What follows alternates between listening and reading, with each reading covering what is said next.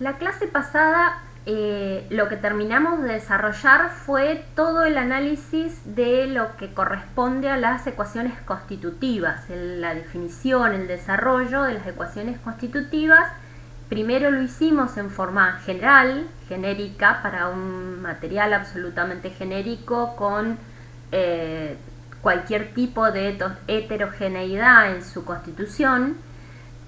Y vimos que era un tensor de cuarto orden, porque es la relación que hay en álgebra tensorial. Para poder relacionar dos tensores de segundo orden se requiere un tensor de cuarto orden, y este tensor lo que necesitábamos era que tuviera una cantidad muy importante de constantes en su constitución, o está formado por una cantidad muy importante de constantes, todas independientes entre sí, que caracterizan esa relación que hay entre el estado triaxial de tensiones y el estado tridimensional de deformaciones.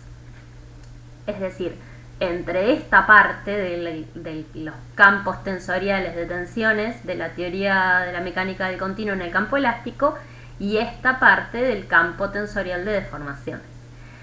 Luego vimos que efectivamente nosotros para trabajar tanto en el campo de la elasticidad como después en el campo plástico, si estamos trabajando con materiales que podemos considerar relativamente homogéneos, como son los aceros, o como son los cerámicos, o como son las gomas, inclusive los hormigones, podemos considerarlos homogéneos si consideramos que es un material, por más que es un material que está constituido por una serie de partículas, trabaja, si está bien conformado, si está bien dosificado y está bien trabajado a la hora de la construcción, trabaja como un material que en todas sus direcciones tiene el mismo comportamiento. Entonces podemos asumir que es un material homogéneo.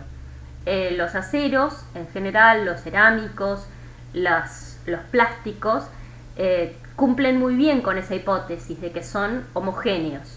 Entonces, ese tensor constitutivo que en primer momento nos resultaba tan inamistoso, tan grande y tan difícil de caracterizar, se reduce a dos constantes independientes entre sí. Y habíamos formulado nuestra ecuación constitutiva en el formato más genérico de esta manera, donde había una relación entre el tensor de tensiones y el tensor de deformaciones que nosotros dividíamos en dos partes. Para esto habíamos dicho que el tensor constitutivo, el tensor de tensiones, lo podíamos dividir en dos.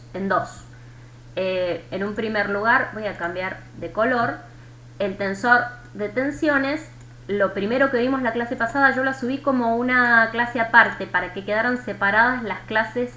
Están con la fecha de ayer en el canal de YouTube, la fecha del miércoles en el canal de YouTube, pero están con dos videos distintos. Uno donde trabajamos exclusivamente esto que voy a decir ahora, que es la posible división del tensor de tensiones en dos partes: un tensor esférico que contenía en la traza del tensor la tensión media, que no era otra cosa más que el promedio de las tensiones sigma 1,1, sigma 2,2, sigma 3,3 sobre 3, y el resto del tensor constituido por ceros, y una parte desviadora del tensor de tensiones que tenía todo lo demás. Es decir, era el tensor de tensiones sigma y j menos esta sigma mm en la traza. Entonces este lo vamos a poner con otro color. A ver.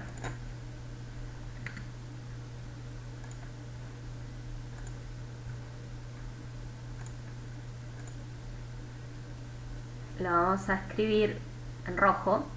Y le vamos a poner las letras que generalmente caracterizan el tensor desviador de tensiones, que son las letras S. Estos tensores desviadores los van a encontrar en toda la bibliografía caracterizados como S. de manera tal de que este tensor desviador es el responsable luego de todas las distorsiones en el volumen del sólido. Escribo acá. Estoy en proceso de compra de una tableta digitalizadora para que ustedes dejen de sufrir con esto que yo escribo con mi mouse, lo que me resulta sumamente complicado. Esperemos que llegue pronto. Bien. Entonces dijimos, nuestro tensor de tensiones lo podemos dividir en dos partes, un tensor esférico y un tensor desviador. El tensor esférico es el responsable de los cambios volumétricos, entonces va a estar relacionado con la parte volumétrica del tensor de deformaciones. Esto tiene una relación con esto, es decir, la parte esférica del tensor de tensiones y la parte volumétrica del tensor de deformaciones se relacionan con una constante que, por ejemplo, en este formato con estas dos constantes que hemos elegido escribir aquí, es el módulo volumétrico, ¿sí? Es una constante que es 3 veces el módulo volumétrico. Estas partes se relacionan entre sí y vimos que habían ensayos típicos que nos permitían caracterizar ese tipo de estado tensional y su respuesta en deformaciones y encontrar cuál era esa constante, que era simplemente la pendiente de la recta que podíamos dibujar al dibujar de un ensayo tensiones, deformaciones con este formato, con el formato de cargas esféricas. Por otro lado, o de tensiones esféricas. Por otro lado, podíamos relacionar también a partir de ensayos el tensor desviador de tensiones con la parte distorsiva del tensor de deformaciones, que es esta que está aquí. En ese caso, la relación que había era 2 veces el módulo de corte, G. Entonces, estas dos constantes nos permitían simplemente escribir la ecuación constitutiva completa relacionando cada una de las partes del tensor. Y luego lo que terminamos de demostrar o de comprobar a partir de que veíamos que a medida que íbamos incrementando la cantidad de ensayos posibles que nosotros podíamos realizar para caracterizar el comportamiento del material, se generaban nuevas constantes, pero esas constantes, al ser un material lineal y elástico y nosotros poder plantear esta ecuación constitutiva en cualquiera de los términos en función de esas constantes, veíamos que eran siempre unas relacionadas con las otras. Solo necesitábamos conocer dos constantes independientes entre sí, como el módulo volumétrico y el módulo de corte, o las constantes de la ME, como están aquí, lambda y mu, que están relacionadas. Mu es igual al coincide en su definición con la definición del módulo de corte, y la constante de la ME es función del módulo volumétrico del módulo de corte, o en el otro formato que teníamos, que era el módulo de elasticidad longitudinal y el coeficiente de Poisson, que es este formato que tenemos aquí, también podíamos encontrar la relación que había entre el módulo volumétrico, el módulo de elasticidad y el coeficiente de Poisson, y el módulo de corte, el módulo de elasticidad y el coeficiente de Poisson. Entonces, de cualquier manera, estas ecuaciones, esta y esta, a ver dónde está escrito en función de los términos del coeficiente de Poisson, lo tengo todo rayado aquí, esta ecuación, son todas la misma, son todas equivalentes, y simplemente lo que tenemos que conocer es la relación que hay en el campo elástico entre estas constantes entre sí para escribirlo en uno u otro formato. ¿Y cuándo vamos a utilizar uno u otro formato? Cuando nos resulta útil, porque conocemos por definición de algún tipo de ensayo que nosotros tengamos a disposición algunas de estas constantes, o porque vienen especificados desde el proveedor, o porque hemos obtenido las constantes típicas que caracterizan a los distintos tipos de materiales de bibliografía en función de la magnitud que tenga nuestro proyecto. Bien, y con eso cerramos la clase pasada. Incluimos también, me estaba faltando decir, que además de esta relación constitutiva que hay entre tensiones y deformaciones, Aparte, podemos decir que también se pueden producir deformaciones solamente volumétricas, no distorsiones. Las distorsiones son siempre nulas por efecto de cambios de temperatura, pero estos cambios volumétricos se relacionan con el cambio de temperatura a partir de un coeficiente de dilatación térmica que es típico de cada material. Y esta parte de la distorsión entonces se suma a la traza del tensor. Del cambio volumétrico, no de la distorsión. Si por el contrario no estamos permitiendo la posibilidad de que se genere esa deformación, se genera una tensión asociada que no es otra cosa como que, porque son deformaciones de tipo volumétrica, el producto del módulo elasticidad longitudinal por esa deformación que yo estoy impidiendo de alguna manera al restringir el desplazamiento de un determinado punto.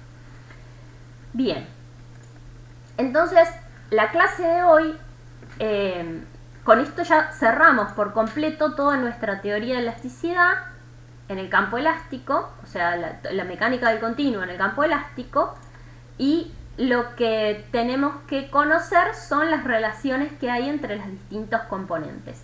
¿Qué es lo más importante de la definición de tensor de tensiones? Que en la traza del tensor de tensiones siempre vamos a encontrar tensiones normales a las caras del cubo elemental en el sistema de referencia que nosotros hayamos elegido. Va a existir la posibilidad de rotar ese tensor de tensiones para cualquier sistema de referencia en función de encontrar o definir o calcular esa matriz de rotación que nos permite realizar el cambio de base. Vamos a poder encontrar entonces la rotación que nos permita diagonalizar este tensor y encontrar cuáles son las tensiones principales, es decir, las que tienen mayor módulo y por lo tanto las que van a resultar luego en las que definan si el material está en un estado límite o no, o van a ser las máximas solicitaciones y por lo tanto van a ser por donde se van a producir las máximas deformaciones. Las tensiones están relacionadas con las fuerzas a partir de las ecuaciones de equilibrio y las deformaciones están relacionadas con los desplazamientos a partir de las ecuaciones cinemáticas, que son estas que están escritas aquí. Por último, entre los campos de tensiones y deformaciones, lo que vimos recién, están las ecuaciones constitutivas que nos caracterizan el material o contienen la información del tipo de material con el que estamos trabajando y entonces para un determinado estado de tensiones, si yo estoy trabajando con un material que tiene características más flexibles, si es un polímero o una goma, no va a tener el mismo grado de deformación. Las deformaciones asociadas van a ser muy distintas a las que va a tener, por ejemplo, un material cerámico. Un material cerámico tiene una rigidez mucho más importante. Entonces, las deformaciones que va a sufrir van a ser significativamente menores. Lo mismo con un acero, lo mismo con un hormigón. Entonces, caracterizar adecuadamente los materiales termina de cerrar nuestra mecánica del sólido en el campo elástico. Esta última palabra es la más importante para la clase de hoy, en el campo elástico. Esa teoría está completa y está bien sólida en el campo elástico. ¿Qué es lo que sucede cuando yo no estoy en el campo elástico? Y para eso vamos a recordar lo que definimos como ese campo elástico y el campo plástico. Si por ejemplo yo en un determinado ensayo uniaxial de tensiones, el ensayo triaxial de tracción, uniaxial de tracción o de compresión, yo estoy solicitando mi probeta y por ejemplo traccionándola, incrementando la tensión de tracción y como consecuencia estoy teniendo una determinada deformación específica longitudinal en esa dirección. Voy a poder dibujar para cada incremento de tensión un incremento de deformación y voy a poder graficar esta curva que tengo aquí voy a dibujarla por encima en rojo. Si yo estoy dentro del campo elástico, cuando yo subo y bajo por el mismo campo de tensiones, encuentro una deformación final. Una vez que yo retiré las solicitaciones que me estaban generando ese estado de tensiones, una deformación final igual a cero, una deformación nula. Eso implica que estamos en el campo elástico. Por el contrario, si yo voy por otro camino, subo por mi camino de tensiones lo suficiente como para pasar al campo plástico, va a haber un punto en el cual si yo descargo, voy a tener otro camino de tensiones más o menos paralelo al anterior. Eso va a depender mucho del tipo de estructura cristalina que va a tener el material, pero bueno, no vamos a entrarnos en eso. Lo van a ver en materiales, todo esto muy bien desarrollado. Si yo retiro mi carga, dije entonces, cuando yo ya estoy en el campo plástico, veo que retorno por un camino de tensiones distinto del original, de la primera carga, y por lo tanto cuando llego a retirarla completamente, encuentro que estoy con una deformación remanente que es distinta de cero. Esta deformación es una deformación plástica remanente que implica que la relación que había entre tensiones y deformaciones ya no es suficiente, me faltan partes para definir en esta ecuación constitutiva que me relaciona tensiones, campos tensoriales de tensiones con campos de deformaciones. Esta deformación plástica tiene una determinada formulación dentro de la mecánica del continuo que está fuera del alcance de este curso. Pero nosotros podríamos utilizar un modelo muy simplificado, como este modelo elastoplástico ideal, donde nosotros decimos, en una primera etapa, vamos a asumir que estamos en el campo elástico y que nuestra estructura se comporta linealmente. No va a tener una curva carga de deformación no lineal, sino que la vamos a poder aproximar bastante bien con una recta, la pendiente del modo de elasticidad, si estamos en un ensayo de tracción uniaxial. Y cuando llegamos a un determinado umbral, que le habíamos dado el nombre de tensión de fluencia, ¿recuerdan? Se van a producir deformaciones plásticas sin necesidad de que yo incremente mi tasa de tensión. Y si yo descargo, retorno por una recta paralela a la anterior, de manera tal de obtener estas deformaciones plásticas asociadas. Este tipo de modelo lo que está obviando es la posibilidad de que se produzca un proceso de endurecimiento por deformación que muchos aceros tienen. Es decir, es un modelo que es simplificado y que está evitando o está obviando una serie de deformaciones plásticas que sí suceden y que sí se producen, una serie de fenómenos que no vamos a entrar a desarrollar, pero que es importante que ustedes conozcan que existen, porque ya lo van a tener que estudiar en detalle. Entonces, ¿qué es lo que nosotros queremos? ¿Por qué no definimos simplemente una tensión límite, tensión admisible, tensión de fluencia? Y a partir de ahí ya nos manejamos. Decimos, si no estamos en esa tensión de fluencia, ya esto funciona completamente y estamos dentro del campo elástico. En un primer momento se planteó una situación así, tratando de extrapolar de esta condición, porque yo puedo medir la tensión de fluencia en un ensayo uniaxial, pero después resulta que no tengo un tensor de tensiones que tiene ceros en todos los puntos excepto en esta condición. Yo, por ejemplo, podría decir tengo esta tensión sigma 1 y todo el resto es 0, porque estoy haciendo un ensayo uniaxial de tracción. Este sería mi tensor de tensiones.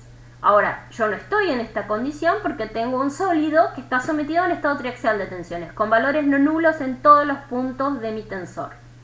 Entonces, ¿cómo hago para relacionar esto que yo medí en el material, hice el ensayo, agarré la máquina de ensayo de tracción uniaxial, apliqué tensiones, fui produciendo la carga hasta que de repente encontré un punto donde se producían deformaciones sin necesidad de incrementar la carga y veo que cuando descargo encuentro una deformación plástica remanente? Entonces puedo definir ese umbral. Esto lo puedo medir de un ensayo. Ahora, este ensayo es en esta condición uniaxial. Este es mi tensor uniaxial.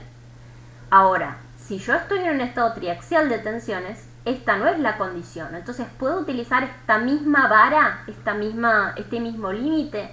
Bueno, Rankine fue uno de los primeros que desarrolló superficies de fluencia, o que propuso superficies de fluencia para marcar el límite entre el campo elástico y el campo plástico en un estado triaxial de tensión. Y él lo que se le ocurrió es decir, bueno, sí, esta tensión uniaxial que yo mido en un ensayo uniaxial de tensiones, la tensión de fluencia, la voy a utilizar como vara de corte y voy a decir cualquier valor de tensión que supere la tensión de fluencia implica que estoy en un estado de plastificación.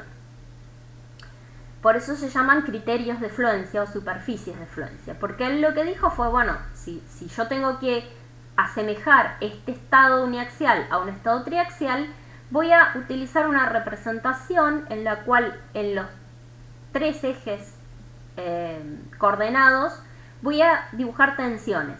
Voy a dibujar la tensión principal mayor, la tensión principal intermedia y la tensión principal menor.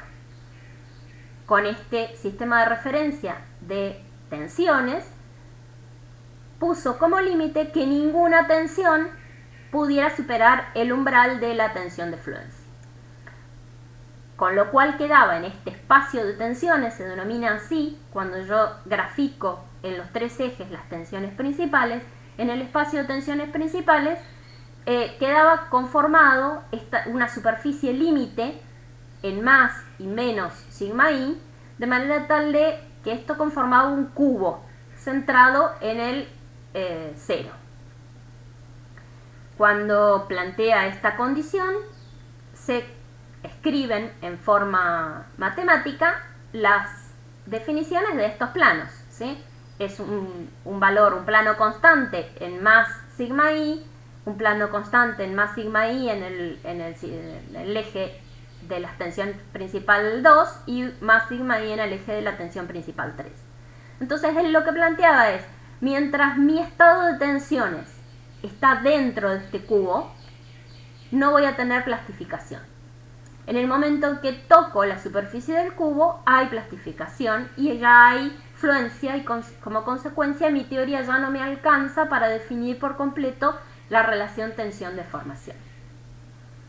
Bien, este sistema o esta superficie de fluencia fue muy aceptada en un primer momento, era muy buena para representar materiales frágiles.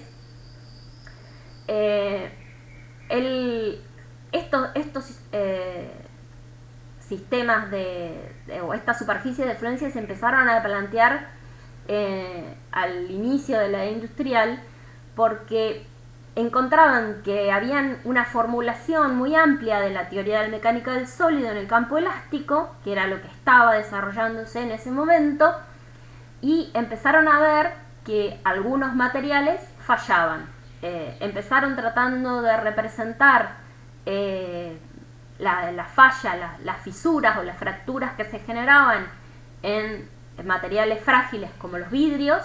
Luego trataron de extrapolarlo a los materiales ferrosos, que eran los que predominaban en la industria en ese momento, y se dieron cuenta de que estos criterios cumplían muy bien con los criterios de los materiales frágiles, como los cerámicos, como los vidrios, y habían otros, como los aceros con alto contenido de carbono, que no cumplían con estas superficies de fluencia.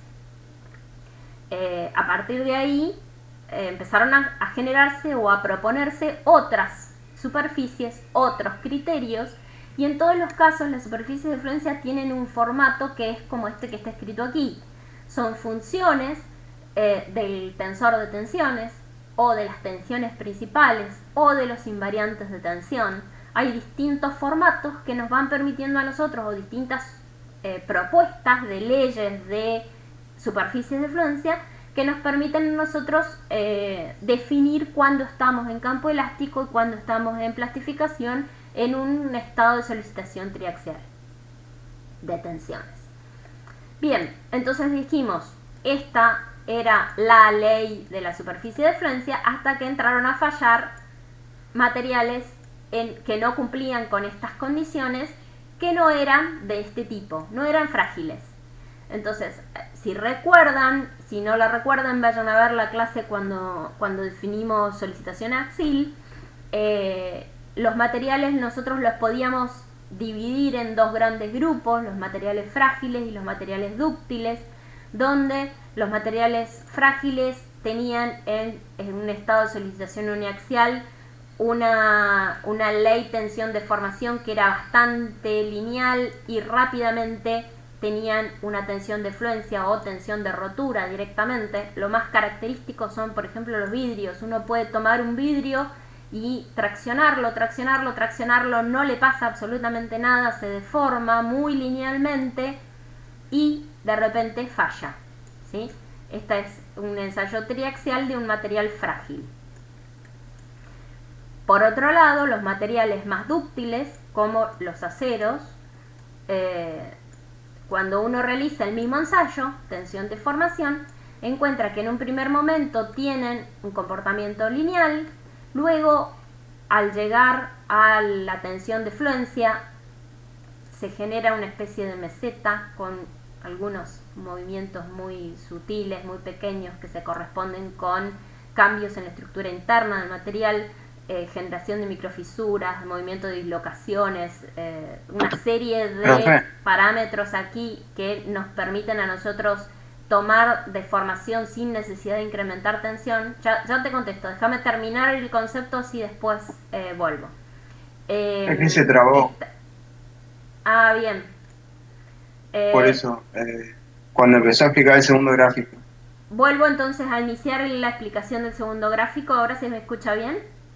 Sí, por favor. Bien, entonces, lo que decía era, nosotros para los materiales dúctiles, cuando hacemos el gráfico tensión-deformación, tenemos un primer momento donde también tenemos una primera pendiente, por ejemplo, en esta podemos definir el módulo elástico sin inconveniente, también aquí el módulo elasticidad longitudinal, y cuando llegamos al entorno de la tensión de fluencia, lo que sucede es que empezamos a ver que se nos generan, sin necesidad de incrementar las tensiones, deformaciones asociadas a esa condición de estar en tensión de fluencia, sigma i, y luego estas deformaciones se producen porque se empiezan a producir cambios en la estructura interna del material, en la estructura cristalina, principalmente de los aceros, donde se generan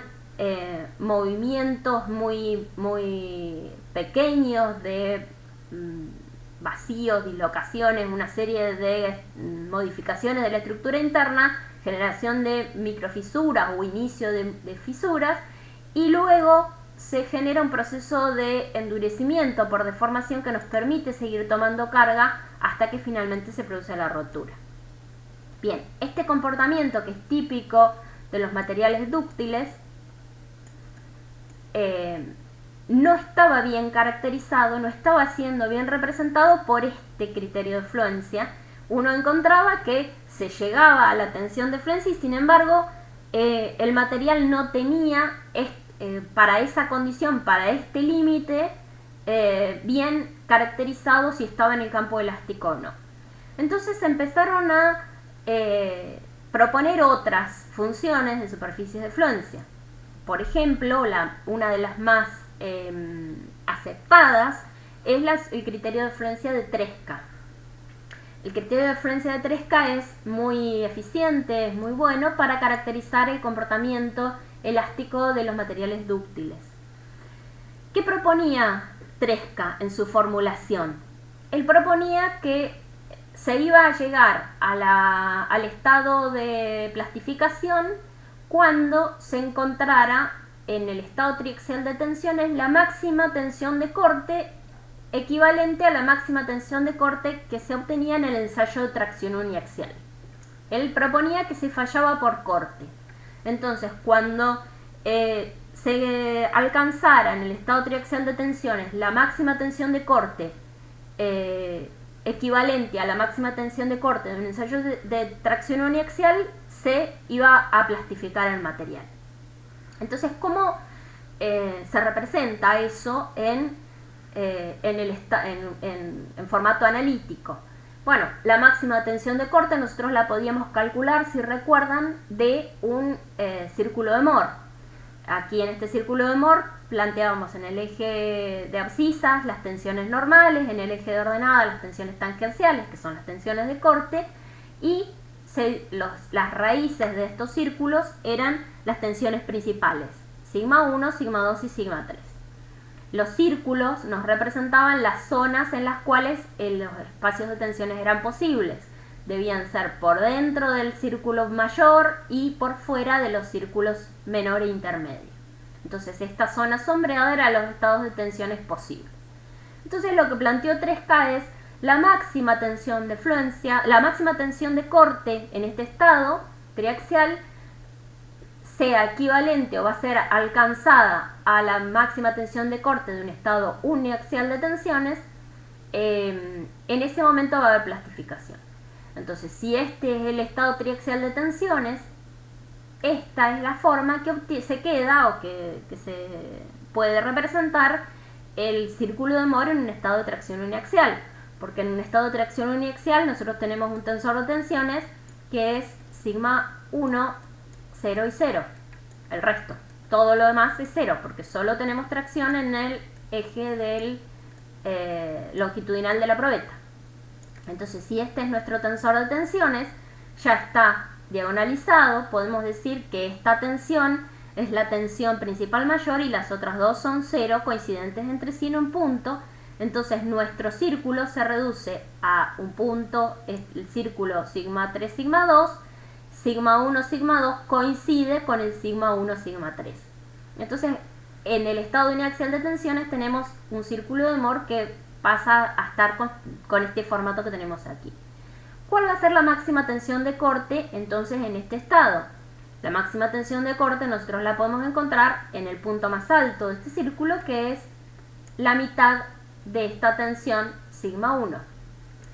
Entonces lo que estamos diciendo es, si el material tiene como máxima tensión de corte en el estado uniaxial, esta es la máxima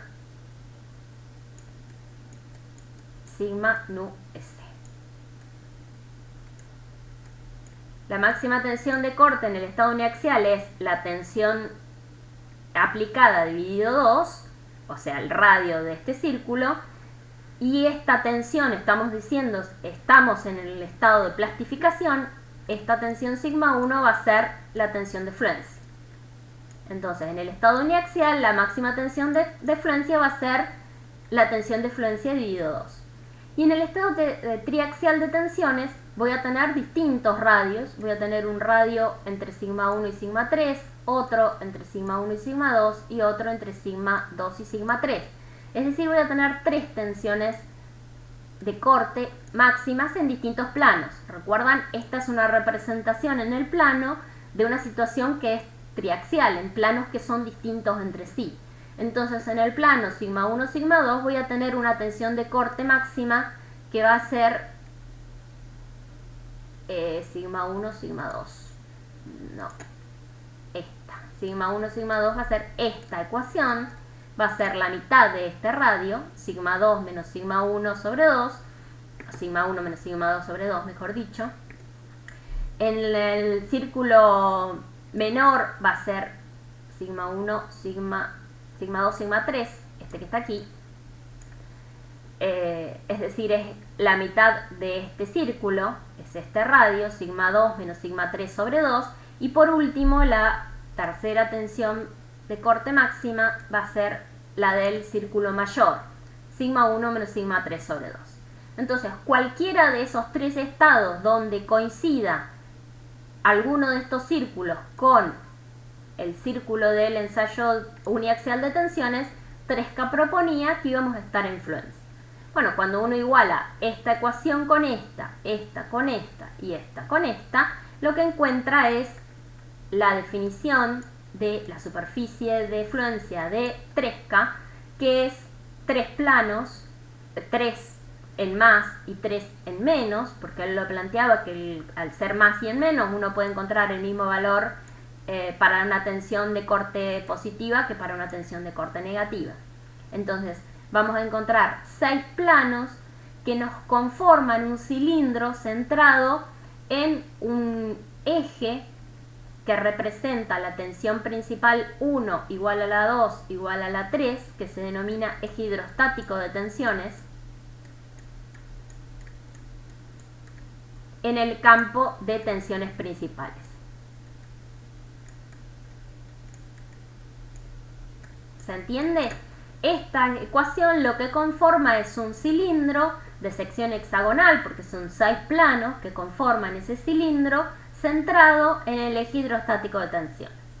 Entonces, mientras nosotros nos encontremos en el interior de esta superficie, dentro del cilindro, estamos en campo elástico, y en la superficie estamos en campo plástico de tensiones, o ya inició la plastificación y no alcanza en consecuencia la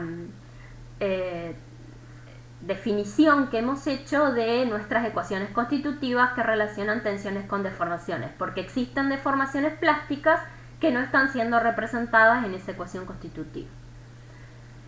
Bien, este criterio, ¿sí? Escucho. ¿Ese un medio es por la ecuación geométrica? No, se me cortó. ¿Y ese un medio de las ecuaciones es por alguna cuestión geométrica? Es la máxima tensión de corte. ¿Cuánto vale la máxima tensión de corte aquí?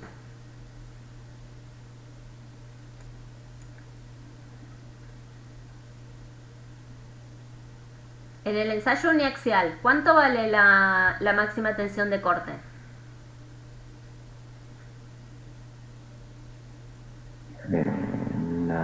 El punto máximo del círculo. Sí, y ese punto máximo del círculo, ¿con qué coincide?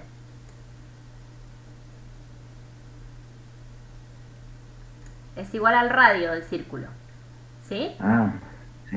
Bien, este radio es igual a este radio, igual a este radio, y vale la tensión de fluencia dividido 2, ¿sí? Esta tensión principal mayor es la tensión de fluencia. Yo lo que estoy proponiendo es el material en el estado de tracción uniaxial está en fluencia. Cuando está en fluencia, la máxima tensión de corte a la que está sometida es el radio de este círculo. Claro, lo otro sería el sigma i, sería el diámetro, digamos. El diámetro es sigma i, claro. Entonces, como la máxima tensión de corte que yo tengo es este valor es el radio del círculo. El radio del círculo en tracción uniaxial tiene que coincidir, es decir, en más y en menos, porque este es el valor en positivo y este es el valor en negativo, de la tensión de corte máxima en estado de tracción uniaxial tiene que coincidir con la tensión de corte máxima que yo tenga en un estado tridimensional de tensiones, un estado triaxial de tensiones. Entonces, si estoy en un estado triaxial de tensiones, ¿cuáles van a ser las tensiones de corte máxima? Y voy a tener 3. Voy a tener una que va a ser el radio del círculo menor, ¿sí? Sigma 2 menos sigma 3 sobre 2. Por eso es este. Otra tensión de corte máxima voy a tener aquí, en este otro plano. Sigma 1 menos sigma 2 sobre 2. Y otra tensión de corte máxima voy a tener en este plano, que es el radio del círculo mayor. Muchas veces me preguntan, siempre va a ser el círculo mayor el que domina, pero resulta que depende de la configuración que yo tenga de mi estado triaxial de tensiones, en ocasiones no voy a tener 3 tensiones iguales, todas positivas, sino que va a haber algunas negativas, algunas positivas, y va a haber estados de tensión donde en algún plano que no coincida con el 1,3 voy a tener la máxima tensión de corte. Entonces, lo que proponía Tresca precisamente era eso. En cualquier plano se puede producir este estado de tensión de corte máxima y en consecuencia los plantea en forma genérica a los 3 y nos queda conformada esta superficie que es un cilindro de sección hexagonal centrado en el eje hidrostático. ¿Sí? Ahora sí.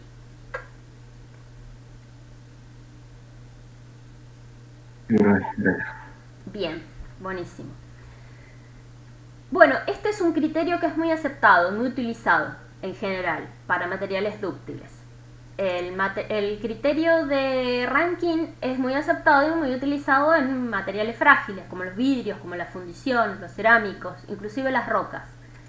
Pero no son los únicos. Hay múltiples investigadores que han desarrollado distintos criterios de afluencia. Nosotros vamos a mostrar aquí solo los más utilizados porque son los más aceptados por la comunidad en este momento. Eso no quiere decir que de repente en 1 o 2 años más salga un investigador que proponga un criterio de afluencia que dé por tierra con todos estos que estamos trabajando hasta hoy y dentro de unos años haya otros criterios que sean más aceptados que estos. Yo presento los que en la actualidad son los más utilizados por la gente que trabaja en la mecánica de continuo. Otro criterio de afluencia que parte de otro principio, ¿sí? Cada uno de estos investigadores ha desarrollado su teoría. En general todos trabajan en mecánica del sólido o en mecánica de fractura y han desarrollado distintos criterios en función de distintas hipótesis de partida. Dijimos, Rankine proponía que ninguna tensión debía superar la tensión de afluencia. Entonces generó una superficie que era un cubo. Tresca proponía que la máxima tensión de corte del ensayo uniaxial en fluencia era equivalente a la máxima tensión de corte en el estado tridimensional de tensiones y entonces en el estado triaxial de tensiones, y entonces en esa condición se iba a producir la plastificación. Von Mises lo que propone es que la energía de deformación plástica en estado uniaxial coincida con la energía de deformación en el estado triaxial. Y él definió, es posible definir la energía de deformación elástica como la mitad del tensor desviador de tensiones por el tensor distorsivo de deformaciones. Recuerden, podíamos dividir nuestro tensor de tensiones en un tensor esférico y un tensor desviador.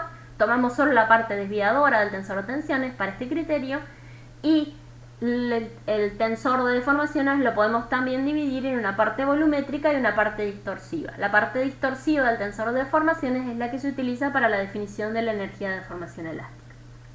Entonces, este producto en el estado triaxial de tensiones termina siendo representado por esta ecuación, o más sintéticamente como el segundo desviador del tensor, el segundo invariante del tensor desviador de tensiones dividido 2 veces el módulo de corte, si uno necesitara tener una definición sucinta. Si necesito una definición un poquito más extensa, esta es la ecuación que representa la energía de deformación elástica en el estado triaxial de tensiones.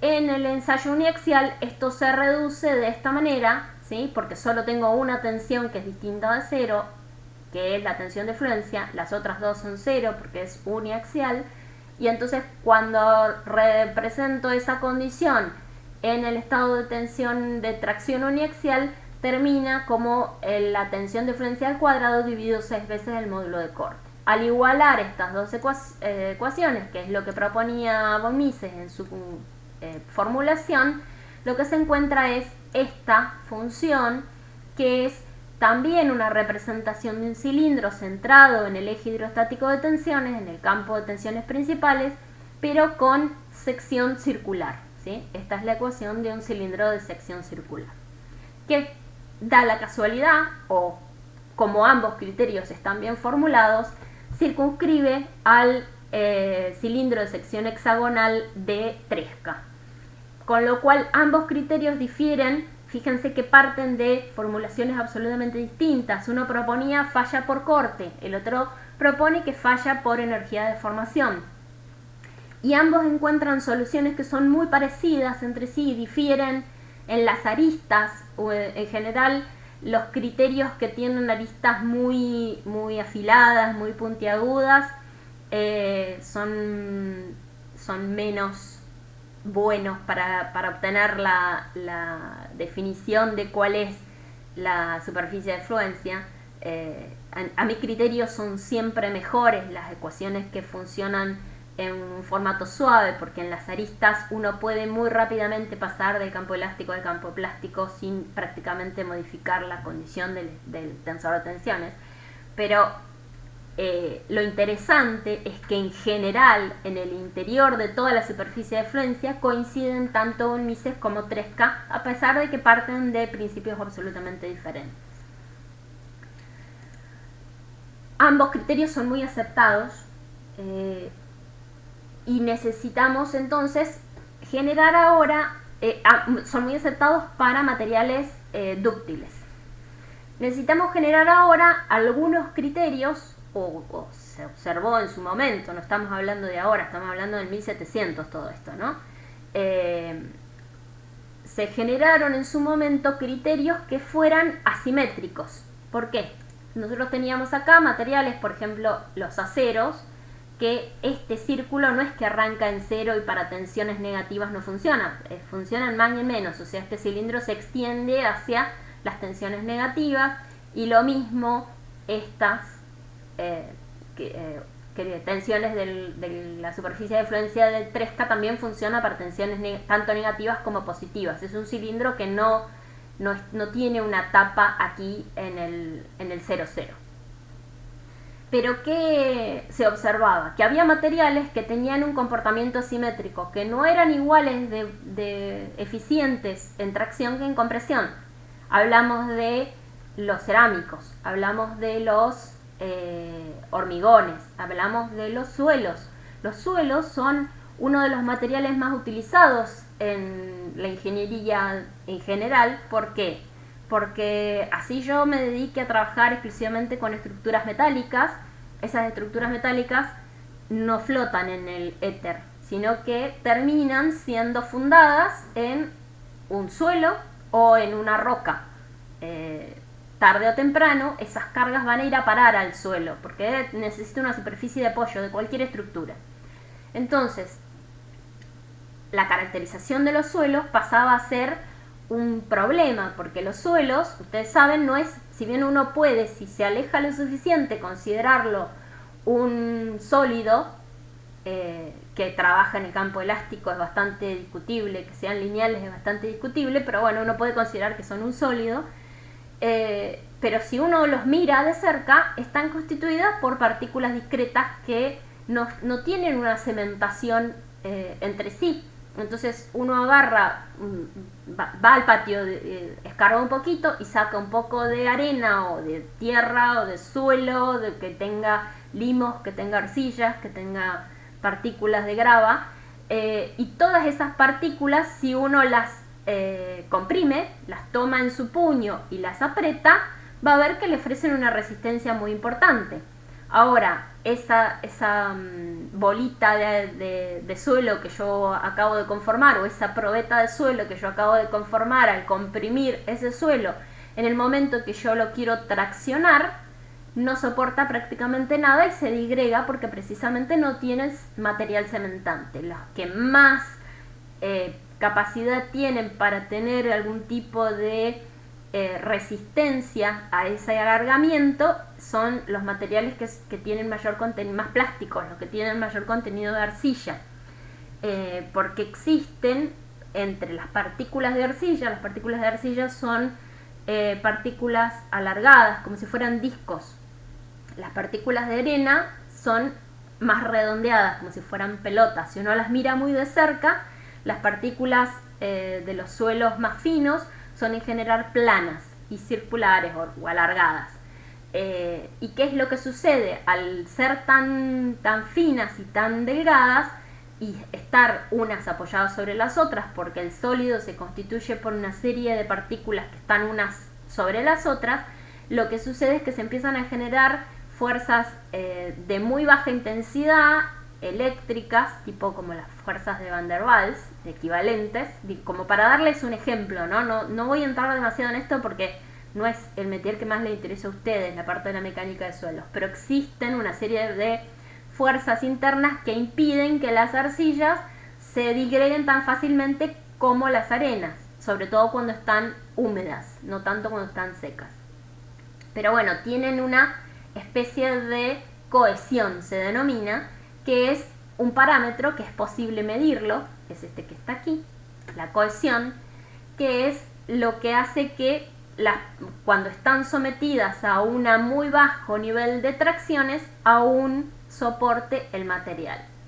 Por otro lado, todas las partículas, desde las arenas hasta las arcillas o hasta las gravas y los materiales de canto rodado, cuando uno intenta friccionarlas unas con otras, digamos, cuando genera, por ejemplo, un ensayo en una caja de corte, lo que encuentra es que se intertraban entre sí esas partículas, cuanto más angulosas, más se intertraban, y generan una resistencia a ese movimiento tangencial que se denomina fricción, o ángulo de fricción interna del material. Es propio del tipo de granos que constituyen ese suelo, y entonces es posible medirlo también.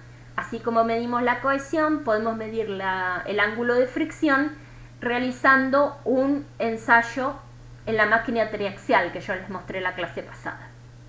Entonces, cuando hacemos una gráfica tensión de corte, tensión normal en la máquina triaxial y hacemos distintos ensayos a distintas presiones de pistón, presión vertical, lo que encontramos es que podríamos dibujar una recta tangencial a todos esos círculos que va a tener esta forma. Va a tener una ordenada al origen que va a coincidir con la cohesión interna del material y una pendiente que va a ser el ángulo de fricción interna. Bien, todo esto para poder representar lo que es el criterio de falla de Mohr-Coulomb, que es un criterio que funciona para este tipo de materiales. Son materiales que son asimétricos, no soportan tracción o muy bajo nivel de tracción y son muy eficientes para la compresión. ¿Por qué?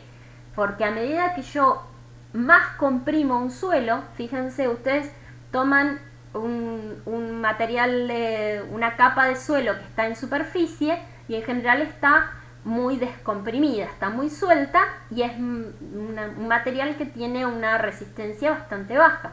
En cambio, hacen una perforación y van a mirar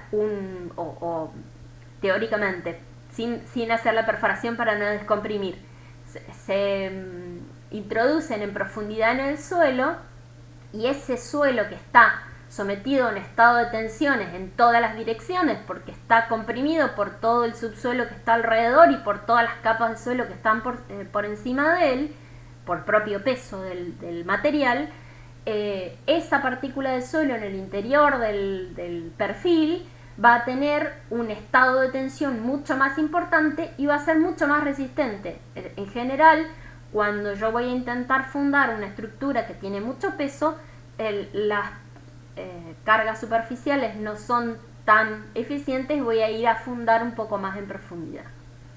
Bien, ¿cómo funciona este criterio de fluencia? Este criterio que propuso Mohr en conjunto con otro investigador que se llamaba Coulomb, lo que proponía era que existía esta límite o esta recta en la cual se encontraba el límite del comportamiento elástico del suelo y luego ya se podía decir que estaba roto o en fluencia. Entonces, esta recta que tiene, decíamos, como ordenada al origen la cohesión y como pendiente el ángulo de fricción interna del material, era el límite. Esto es lo que proponía Coulomb. Y este criterio trabaja en conjunto con los círculos de Mohr. Aquí tenemos dibujado el círculo mayor únicamente, sigma 1, sigma 3, pero podemos dibujar el sigma 1, sigma 2 y sigma 2, sigma 3. Y está dibujado a la mitad para mayor claridad, pero es los círculos completos. Lo que proponían estos dos investigadores juntos era que se iba a encontrar la falla cuando el círculo de Mohr tocara a la recta de Coulomb, que es propia del tipo de material. Entonces, al plantear esta coincidencia entre este plano y este círculo, encontramos esta función. Cuando lo hacemos con el círculo sigma 1, sigma 2, tenemos esta otra función. Y cuando hacemos con el sigma 1, sigma 3, era el que me faltaba, esta otra función. Esta funciones en más y en menos, para los círculos, ya que los círculos pueden tocar también para tensiones de corte negativas, encontramos que terminan conformando un cono centrado en el eje hidrostático, un cono de sección hexagonal en el espacio de tensiones principales. Fíjense que acá están dibujadas las tensiones principales con un signo negativo, porque este tipo de criterios se utilizan para materiales que fallan en tracción y no en compresión. Nosotros hemos definido que nuestro sistema de referencia es que las tracciones son positivas y las compresiones son negativas. Entonces, para tensiones positivas, fíjense que tiene muy baja amplitud, muy poco rango este cono como para que un estado de tensiones se encuentre en el campo elástico en el interior. En cambio, cuando yo me estoy alejando hacia un estado más comprimido, en todos los casos, la capacidad que tiene el material de soportar tensiones elásticamente se incrementa sucesivamente. Este tipo de criterio es el más utilizado para trabajar con mecánica de suelos y mecánica de rocas. También es bastante utilizado para trabajar con hormigones, porque es simple, ¿sí? Uno encuentra dos parámetros que son cohesión y fricción y ya tiene el criterio de fluencia definido. Pero la geotecnia, que es el campo de la mecánica de suelo que se dedica a ese tipo de estudios, el estudio de los suelos, tiene múltiples, muchísimos. Si a alguien en algún momento le interesa trabajar en mecánica de suelos, va a ver que no hay dos, yo le estoy presentando solo dos, pero hay multiplísima cantidad de criterios de fluencia, de criterios de fluencia para distintos tipos de suelo. ¿Por qué? Porque nosotros acá, por ejemplo, en este o en el anterior, estábamos utilizando un único criterio que era válido para materiales tan disímiles, como yo les decía, las laminillas de materiales arcillosos, las partículas redondeadas de los materiales arenosos o de los suelos arenosos y las partículas macroscópicamente mucho más importantes de las gravas o los cantos rodados. Efectivamente, si bien esto es cierto que funcionan, la gente que trabaja directamente en geotecnia entiende que existen otros criterios que son un poco más refinados, más adecuados para manejar otros tipos de suelo.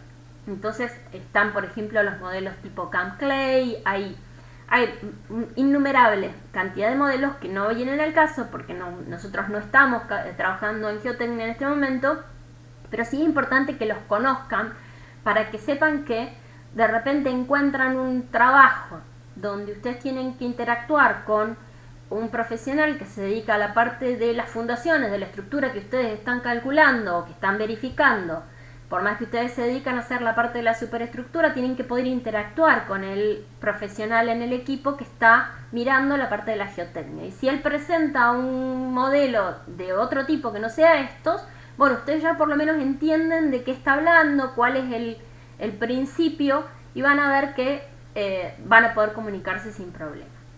Bueno, otro criterio que también es muy utilizado para suelos y para rocas y para hormigones es el de Drucker-Prager, que él proponía una función directamente relacionando el primer invariante del tensor de tensiones con el segundo invariante del tensor desviador de tensiones, y él decía que estaban relacionados con dos parámetros alfa y kappa dependientes del ángulo de fricción interna de Coulomb y de la cohesión, ¿sí?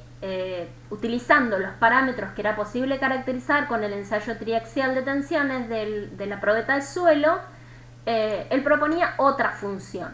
Esta función tiene como formulación en el espacio de tensiones principales conforma una superficie que es un cono también centrado en el espacio de tensiones principales negativas, de igual que el criterio de Mohr-Coulomb, porque funcionan para los mismos tipos de materiales que son asimétricos y muy eficientes en compresión, pero de sección circular, ¿sí? pueden encontrar la ecuación desarrollada por completo en el resto de los apuntes. Fíjense que nuevamente encontramos dos criterios que parten de conceptos absolutamente disímiles. Uno dice el círculo de Moore va a tocar la recta de Coulomb y en ese momento estoy en plastificación o en falla, y en este otro caso dicen un criterio absolutamente basado en los invariantes de tensión. Bueno, ambos criterios son prácticamente idénticos, también difieren en las aristas entre el plano y el círculo de manera muy similar a lo que pasaba entre Tresca y von Mises. Por último, les voy a presentar un último criterio de falla que es muy utilizado en hormigones, que es un criterio empírico. En general está en la bibliografía de la normativa. Por eso lo mencionamos simplemente para que ustedes entiendan cuál es el criterio. A ver si lo encuentro. No sé si está depositado aquí. Sí, este es el criterio de falla de hormigón. Bueno, el criterio de falla de los hormigones es empírico. Todos los demás tenían una base teórica a partir de formular una hipótesis, que podía ser que fallaba la estructura tridimensional o el estado triaxial de tensiones, fallaba por corte, o fallaba por energía de deformación, o fallaba porque se había alcanzado un determinado umbral. En este caso, el criterio de fluencia que está en la normativa para los hormigones es un criterio empírico. Lo que se hizo fue hacer múltiples ensayos para distintos estados triaxiales, distintos ensayos para estados uniaxiales, y proponiendo un modelo de plasticidad ideal donde el módulo elástico se representaba en función de la resistencia característica del material. Ahora les voy a decir cómo se calcula esa resistencia característica, pero esa resistencia característica haciéndola equivalente a la tensión de fluencia, se proponía una función que dependía de también el segundo invariante del tensor desviador de tensiones y el primer invariante del tensor de tensiones, con dos parámetros alfa y beta. Alfa dependiente de la tensión de fluencia, que es equivalente a la resistencia característica del hormigón, y beta un valor constante. Entonces, al no ser una ecuación que parta de un concepto tan elegante como los anteriores, la forma que tiene la superficie de fluencia es un poco más distorsionada, es relativamente parecida a un cono, pero tiene una forma como de un bonete en realidad, porque es un criterio empírico. La tensión de fluencia. La tensión de fluencia es una forma con la cual nosotros caracterizamos la tensión de resistencia característica, que en este caso para este criterio decimos que coincide con la tensión de fluencia. La resistencia característica es definida para este tipo de materiales también de una manera estadística. ¿Cómo se obtiene o cómo se calcula? No se realiza un ensayo de compresión como se realiza un ensayo de tracción para el caso de los aceros, sino que se realiza una serie de ensayos y de probetas. ¿Por qué? Porque recuerden cómo es el proceso de gestación de un hormigón. El hormigón proviene de una mezcla en estado primero fluido viscoso de áridos, finos, gruesos, cementos, agua y aditivos. Ese pastón que viene por ejemplo de una determinada hormigonera, o puedo hacerlo yo con una perita y una persona que se dedica a hacer una mezcla de todos esos áridos y mezclarlos y directamente colarlos para hacer una estructura más modesta en mi casa. En ambos casos el material tiene que tener una determinada caracterización. ¿Cómo lo caracterizamos? ¿Cómo sabemos cuánto resiste o cuál va a ser la pendiente entre las tensiones y las deformaciones? Primero, al ser un material que es formado o conformado y luego colado en un determinado lugar, no viene de exactamente la misma procedencia. Puedo de repente tener una parte del hormigón que está constituido con mayor parte o que me vino la parte de la fracción fina con mayor cantidad de partículas limosas o de arcilla, que a pesar de que debería ser rechazado en esa condición, y la mezclo, y cuando lo mezclé ya no sé, una vez que está hecho el pastón es difícil identificar cuáles son las componentes que tiene adentro, si tiene la suficiente cantidad de aditivos, si tiene demasiada agua, porque muchas veces la persona que está haciendo la colocación del hormigón ve que le falta trabajabilidad y lo más fácil que le resulta es agregarle un poco de agua. Ahora, ¿qué sucede cuando yo modifico la relación agua-cemento? Modifico la resistencia última de ese material cuando esté fraguado. Entonces, toda esa variabilidad que tiene un material que es construido en el momento que va a ser colocado, que no viene de una fábrica como viene, no sé, un acero, de una Sindar, que uno dice, bueno, es tal su modo de elasticidad, tal su tensión de fluencia, no tengo demasiado incertidumbre, demasiado error. En el caso de los materiales que son construidos in situ, como los hormigones, sí tengo mucha variabilidad. Inclusive si viene un camión que viene de la hormigonera del interior y a las 3 horas viene otro que viene de la misma hormigonera con las mismas partículas adentro, pero que a uno se le rompió la parte del camión hormigonero que hace girar el cemento y de repente se decantó alguna parte de los sólidos más pesados, y cuando voy a colar una parte me quedó con mayor cantidad de agregado grueso que otra. Entonces toda esa variabilidad requiere una caracterización. ¿Cómo es la caracterización? En general cualquier obra de mediana para grande va a requerir ensayos de suelo con probetas, ensayos de hormigones con probetas. ¿Qué es una probeta? Una probeta tiene un molde con una determinada forma normalizada que se llena con parte del material que es colocado en el momento en la estructura. Esa probeta se deja en una cámara de curado, en un lugar donde a condiciones ideales de temperatura y humedad se garantiza que está obteniendo la mayor resistencia en el momento que va a fraguar el hormigón. Se lo deja tomar resistencia y a los 21 días esa probeta de sección cilíndrica se lleva a una máquina, que hay por ejemplo ahí en el laboratorio de estructuras de la facultad tenemos una máquina de compresión para hormigones, y se realiza un ensayo de compresión, tensión de compresión, deformación, de manera tal de obtener cuál es la tensión a la cual falla. Ahora, yo no me quedo con una probeta, no hago una probeta para un colado de hormigón que por ahí puede requerir 10 camiones hormigoneros para poder completar el colado de una losa, de un edificio.